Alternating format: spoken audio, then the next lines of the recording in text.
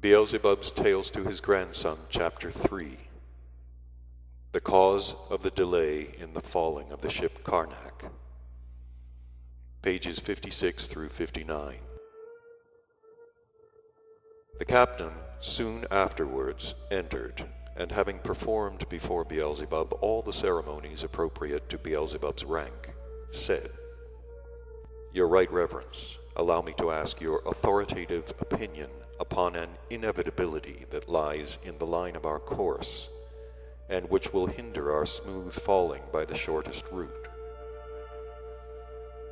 The point is, if we follow our intended course, then our ship, after 2 kilprenos, will pass through the solar system Voinique. But just through where our ship must pass, there must also pass, about a kilpreno before, the great comet belonging to that solar system and named Sakur, or as it is sometimes called, the Madcap. So, if we keep to our proposed route, we must inevitably traverse the space through which this comet will have to pass. Your Right Reverence, of course, knows that this madcap comet always leaves in its track a great deal of zilnotrago, which on entering the planetary body of a being disorganizes most of its functions until all the zilnotrago is volatilized out of it. I thought at first, continued the captain, of avoiding the zilnotrago by steering the ship around these spheres. But for this, a long detour would be necessary, which would greatly lengthen the time of our passage. On the other hand, to wait somewhere until the zilnotrago is dispersed would take still longer. In view of the sharp distinction in the alternatives before us, I cannot myself decide what to do, and so I have ventured to trouble you, Your Right Reverence, for your competent advice." The captain having finished speaking, Beelzebub thought a little, and then said as follows, "Really, I do not know how to advise you, my dear captain. Ah, yes. In that solar system where I existed for a long time, there is a planet called Earth. On that planet Earth arose and still continue to arise very strange three-centered beings. And among the beings of a continent of that planet called Asia, there arose and existed a very wise three-brained being whom they called their Mullah Nasruddin. For each and every peculiar situation, great and small, in the existence of the beings there, Beelzebub continued, this same terrestrial sage, Mullah Nasruddin, had an apt and pithy saying. As all the sayings were full of the sense of truth for existence there, I also always used them there as a guide, in order to have a comfortable existence among the beings of that planet. And in the given case too, my dear captain, I intend to profit by one of his wise sayings.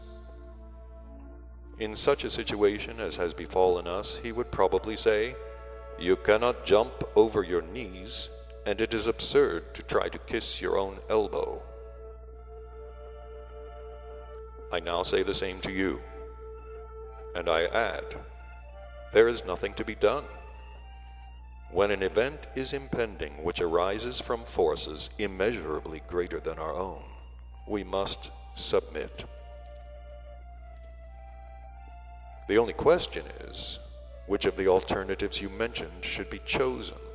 That is, to wait somewhere, or to add to our journey by a detour. You say, to make a detour will greatly lengthen our journey, but that waiting will take still longer. Good, my dear captain. Suppose that by making the detour we should save a little time. What do you think? Is the wear and tear of the parts of our ship's machinery worthwhile for the sake of ending our journey a little sooner? If the detour should involve even the most trifling damage to our ship, then in my opinion we ought to prefer your second suggestion. That is, to stop somewhere until the path is cleared of the noxious Zilnotrago. By that means we should spare our ship useless damage. And we will try to fill the period of the unforeseen delay with something useful for us all. For instance, it would give me personally great pleasure to talk with you about contemporary ships in general and about our ship in particular. Very many new things, of which I still know nothing, have been done in this field during my absence from these parts. For example, in my time these big trans-space ships were so complicated and cumbersome that it took almost half their power to carry the materials necessary to elaborate their possibility of locomotion. But in their simplicity and the freedom on them, these contemporary ships are just embodiments of bliss tokirno. There is such a simplicity for beings upon them, and such freedom in respect of all being manifestations, that at times you forget that you are not on one of the planets. So, my dear Captain, I should like very much to know how this boon was brought about and how the contemporary ships work.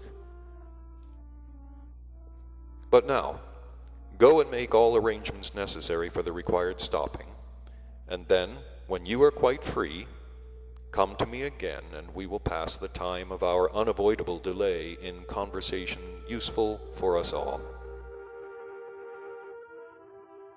When the captain had gone, Hussein suddenly sprang to his feet and began to dance and clap his hands and shout, "Oh, I'm glad of this!" Beelzebub looked with affection on these joyous manifestations of his favorite. But old Ahun could not restrain himself, and shaking his head reproachfully, called the boy, half to himself, a growing egoist. Hearing what Ahun called him, Hussein stopped in front of him, and looking at him mischievously, said, "Don't be angry with me, old Ahun. The reason of my joy is not egoism, but only the coincidence which chances to be happy for me. You heard, didn't you? My dear grandfather did not decide only just to make a stop, but he also promised the captain to talk with him. And you know, don't you, that the talks of my dear grandfather always bring out tales of places where he has been? And you know also how delightfully he tells them, and how much new and interesting information becomes crystallized in our presences from these tales? Where's the egoism? Hasn't he himself, of his own free will, having weighed with his wise reason all the circumstances of this unforeseen event, decided to make a stop, which evidently doesn't upset his intended plans very much? It seems to me that my dear grandfather has no need to hurry. Everything necessary for his rest and comfort is present on the Karnak. And here also are many who love him and whom he loves. Don't you remember, he said recently, we must not oppose forces higher than our own, and added that not